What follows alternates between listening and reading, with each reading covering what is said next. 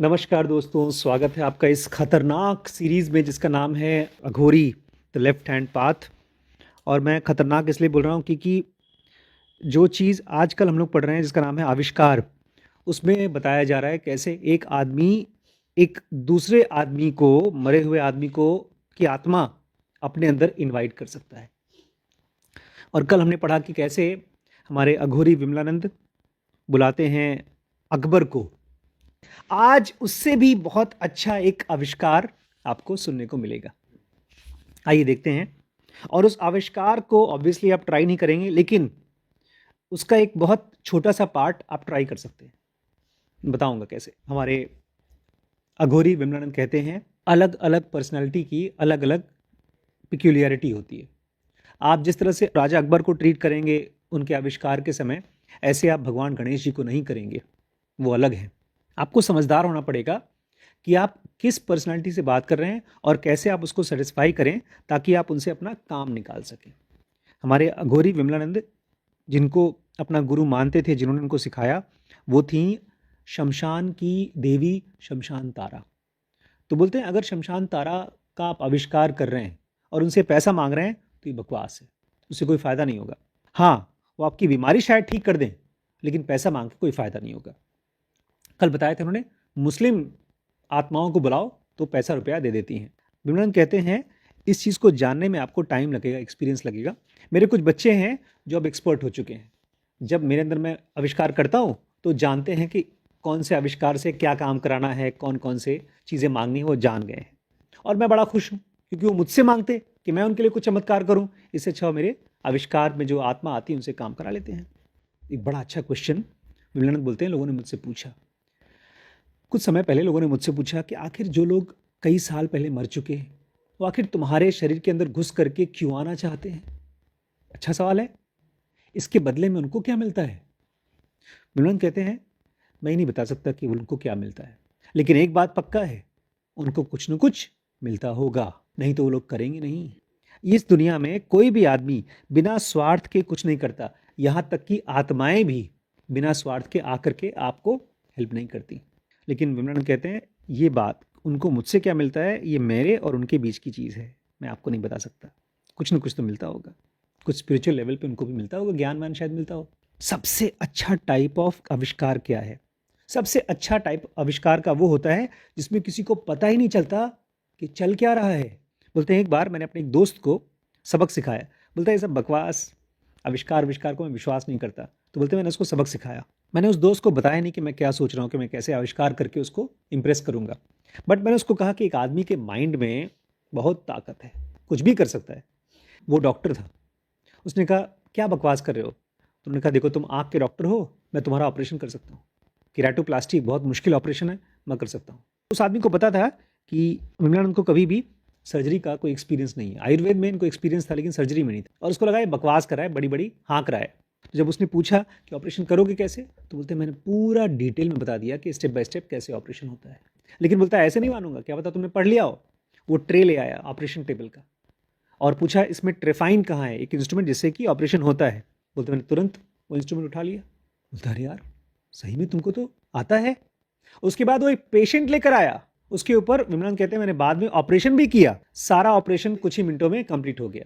Patient जितने देर में ठीक होता उससे जल्दी ठीक हो गया।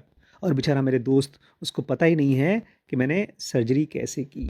कैसे किया, किसी सर्जन को आविष्कार कर लिया। बिल्कुल सही बात है, इसमें मैं नहीं था, वो एक एक्सपर्ट सर्जन को मैंने अपने अंदर बुलाया था। बोलते मैंने एक आई सर्जन को खोज लिया था, स्पिरिट उसकी, तो वो आने को भी तैयार था। मैंने भी उसके लिए कुछ फेवर किया, कुछ मैंने भी उसको हेल्प किया, चाहिए था उसको मॉलिक्यूलर लेवल पे। हम दोनों का अपना डील पूरा हो गया। तो कोई चोरी नहीं थी, उसको जो चाहिए था वो मिला, मुझको जो चाहिए था मुझे मिल गया। अब सुनिए, मेरे हिसाब से आविष्कार जो ये कह रहे हैं वो तो मोमेंटरी होता है, जिसमें कि आप आधे घंटे के लिए, 1 घंटे के लिए, 2 घंटे के लिए किसी को अपने अंदर बुलाते हैं। लेकिन मेरे हिसाब से आप हर रोज़ आविष्कार कर रहे हैं बहुत छोटे लेवल पे, जब आप किसी के विचार को पसंद करते हैं और अपना बना लेते हैं। बोलते हैं अब ये मेरी क्लैरिटी है। मिलन कहते हैं मुझे एक कहानी याद आती है। एक केस था जो बहुत ही बेकार केस था, बहुत ही बुरा केस था, लेकिन वो बाद में सही हो गया। एक औरत थी जो ऑस्ट्रेलिया से आई थी, अपना 1 साल का बच्चा लेकर आई थी, और यहाँ पूना में एक गुरु जी थे जो प्रॉमिस किए थे कि तुम मेरी शिष्य बन जाओगी तो मैं तुम्हें उद्धार कर दूंगा, तुमको एनलाइटन कर दूंगा, उसके चक्कर में आई थी। और बेचारी की हालत ऐसी थी, वो जो कुछ भी पैसा वहाँ से लेकर आई थी ऑस्ट्रेलिया से, पूरा गुरुजी ने ले लिया था डोनेशन के रूप में, और उसको एक शमशान के किनारे एक कुटिया में रहने के लिए मजबूर कर दिया। वहीं पड़ी हुई थी, उसके पास कुछ पैसा था नहीं, जाने के लिए भी कहीं कुछ था नहीं। शमशान एक अघोरी के लिए तो घर है, उसको अपना घर जैसा महसूस होता है, लेकिन इस बेचारी औरत के लिए, उस बच्चे के लिए अच्छी जगह नहीं थी। उसके बच्चे को टाइफाइड हो गया, और जब लगने लगा कि वो बच्चा ठीक हो रहा है, एक पॉइंट के बाद ठीक होने के बजाय उसको हो गया अक्यूट पेरिटोनाइटिस, मतलब परफोरेशन, आंत फट गई, आंत में होल हो गया। होता भी ऐसे ही, टाइफाइड में हमारे आंत में छोटे छोटे घाव होते हैं, वो घाव जब फट जाते हैं तब आंत की सब कचरा बाहर निकल के आता है, तो जानलेवा होता है, ऑलमोस्ट मर जाते हैं पेशेंट। बोलती है उसकी माँ बेचारी रोते रोते अपने गुरुजी के पास गई कि मेरी सहायता करिए, कोई फ़ायदा नहीं हुआ, इससे तो अच्छा था पत्थर के पास चली जाती। वो बकवास आदमी था, और उसमें से उनका एक शिष्य था गुरुजी का, बोलता है तुम चिंता क्यों करती हो, सब लोग मरेंगे किसी न किसी दिन, तुम्हारा बेटा भी मर जाएगा तो परेशान क्यों होती, ऐसा बोलकर उसको वापस भेज दिया। तो कोई भी आश्रम का आदमी उसको हेल्प करने को तैयार नहीं। खाली डॉक्टर लैड नाम के एक आदमी थे, जो चीफ मेडिकल ऑफिसर थे हॉस्पिटल के जहां पर वो बच्चा भर्ती हुआ था सरकारी में, वो हेल्प करने को आए। उस आदमी ने इसके लिए फ्री में दवाई दिया, प्लस अपना एक बोतल खून भी बोला लगेगा तो तुम्हारे ऑपरेशन में मैं वो भी देने को तैयार हूँ। लेकिन जिस सर्जन को ये सारा का सारा ऑपरेशन करना था, बोलता मैं बचा नहीं पाऊंगा, ये बच्चा बहुत सीरियस है, मैंने इस तरह का कॉम्प्लेक्स ऑपरेशन पहले किया नहीं है, इसलिए बोलता है कैंसिल कर दो ऑपरेशन। बोलते हैं डॉक्टर लैड जो था वो मेरा मेरा पुराना जान पहचान का था, मुझे जानता था कि मेरे अंदर कुछ शक्तियाँ हैं, तो आया मेरे पास हेल्प मांगने के लिए। बोलते हैं और मैं सोच रहा था, सिगरेट पी रहा था, मिलान सिगरेट पीते थे खूब, मैं सिगरेट पीते पीते सोच रहा था करूँ कि ना करूँ, क्या करूँ ना करूँ, तब तक से घर के बाहर एक हाथी की आवाज़ आई, टन टन टन। मैं गया, मेरे पास फल था, मैंने उसको खिलाया, और हाथी घर के सामने आना हमारे लिए एक शुभ संकेत है। तो मैंने कहा ठीक है। फिर बोलते हैं जाओ उसको बोल दो सर्जन को कि ऑपरेशन करे, बच्चा बच जाएगा। बोलते हैं उस समय मैं पुणे से बॉम्बे चला आया, अगले दिन मुझे जाना था, तो मुझे फ़ोन पर बताया गया कि हुआ क्या, ऑपरेशन में क्या हुआ। सबसे पहला चीज़, ये ऑपरेशन बिल्कुल खून की ज़रूरत नहीं पड़ी, बहुत कम खून बहा। और दूसरी बात, उस आदमी ने बताया डॉक्टर लैड को कि जब भी मैं सर्जरी करता था तो मेरा हाथ कांपता था, लेकिन ये पहली बार ऐसा हुआ कि मैंने ऑपरेशन किया और एकदम सब कुछ परफेक्टली हुआ, ऐसा लग रहा था जैसे मेरे हाथ अपने आप काम कर रहे हैं, मैं नहीं काम कर रहा हूँ। और उसके बाद मैं समझ नहीं पा रहा हूँ कि मैं इतना अच्छा सर्जन कैसे बन गया, और बच्चा ठीक हो गया। और इतना ही नहीं, जब मैं ऑपरेशन जैसे ही बच्चे का पेट खोला तो आंत होती है 20 मीटर, 20 फीट या 20 मीटर होती, बहुत लंबी, और जो उसमें घाव है, जो छेद था, खोजना पड़ता है, जैसे वो लोग टायर में खोजते हैं पंचर, ऐसे खोजना पड़ता है। बोलते हैं तो सर्जन बोलता है जैसे मैंने उसको खोला, तुरंत उसका जो घाव वाला एरिया था मेरे आंख के सामने आ गया, मुझे खोजना भी नहीं पड़ा, एक बच्चे की तरह मेरे लिए खेल हो गया। बोलते हैं मैं समझ नहीं पा रहा हूँ कि इतना अच्छा ऑपरेशन कैसे हुआ, हो ना हो भगवान मेरी मदद कर रहा था। बिमलन कहते हैं उसको पता नहीं चलेगा कि कौन उसकी हेल्प कर रहा था, लेकिन बताने की क्या ज़रूरत है। वो जो बच्चा था ठीक ठाक हो गया आराम से, और जब बच्चा ठीक हो गया तो उसकी मौसी ने, बच्चे की मौसी ने ऑस्ट्रेलिया से उसके लिए टिकट भेजा कि तुम वापस आ जाओ। लेकिन मुझे सबसे बेकार ये लगता है कि उसकी माँ और बच्चा ऑस्ट्रेलिया गए, फिर अपने बच्चे को वहाँ छोड़कर वापस गुरुजी के शागिर्द बन के आ गई वापस। बोलते हैं ये कोई माँ नहीं है, ये खाली अय्याश औरत थी, उसने बच्चा पैदा कर दिया था और अपने बच्चे को छोड़ दिया, तो अच्छा ही है, ऐसे बच्चे के साथ उसकी माँ न रहे तो अच्छा ही है। लेकिन मुझे बड़ी खुशी है कि बच्चा कम से कम बचाया जा सका। महाकाल, महाकाले शंकर जी को बोला करते थे, और इनकी शंकर जी के साथ दोस्ती थी। महाकाल बच्चों को मारना पसंद नहीं करते। वो बोलते मुझे ये भी बात की खुशी है कि कम से कम इंडिया का नाम खराब नहीं हुआ, नहीं तो होता कि बच्चा इंडिया गया था, इंडिया से मर गया। बोलते फिर लोग इंडिया को बदनाम करते, गाली देते, और भूल जाते कि इसमें इनका क्या रोल है। तो सबका काम हो गया और किसी को बुरे कर्म टच नहीं किए। तो ये सबसे अच्छा आविष्कार क्या होता है, जिसमें आविष्कार जिसके अंदर हो रहा है उसको भी नहीं पता चल रहा है।